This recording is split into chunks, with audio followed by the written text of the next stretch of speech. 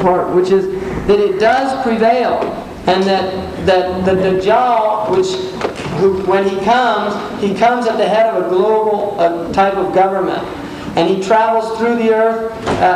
It says in the hadith that he'll cross the ocean 3 times in a day. In one day. In one day, 3 times. Right? Like the Concorde now, you get 3 flights a day there. And the other thing that he will enter into every city. He doesn't go to little villages. He enters into cities. And which is part of the urbanization phenomenon now. Everybody's moving into cities and leaving this happening all over the world, massive urbanization. The Dajjal enters into cities. He'll enter into every city in 40 days. And they asked him, it's a Sahih hadith, كيف سرعته يومئذ يا رسول الله? And he said, كريح or كغيث استدبرته السحاب, like a wind that leaves behind condensation. And I guarantee you it's an exact translation. Like a wind that leaves behind condensation or a cloud.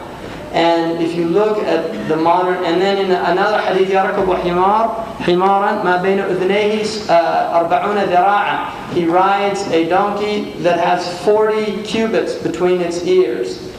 Right? And I had a list of wingspans and worked out that actually the Learjet is almost exactly 40 cubits.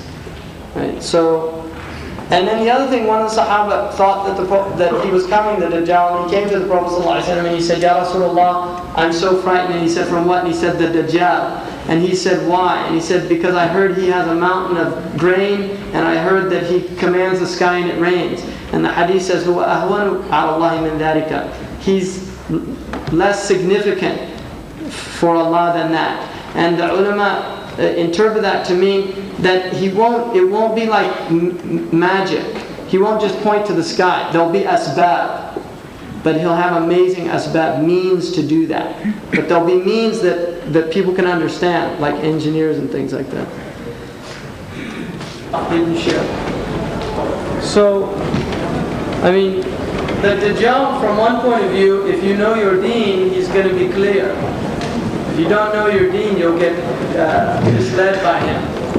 And some aspects of the Dajjal that are important is that the Prophet ﷺ said if the Dajjal came today, the children of Medina would chase him out with their sandals. Ibn Abbas.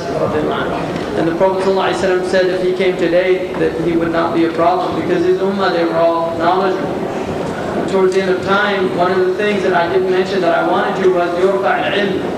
Knowledge is taken away. And the Prophet ﷺ said in Sahih al-Bukhari that he said that knowledge is not seized suddenly, but it's seized by the death of the scholars, people of knowledge. And then he said, until the point where people take ignorant people as their scholars, so they ask them for fatwa, and they give them fatwa without knowledge, so they go astray and lead others astray. The facts presented so far are disheartening for me. What is the most effective thing to do? They are disheartening. On the other hand, and the time went so quick that I didn't really get to where I wanted to go.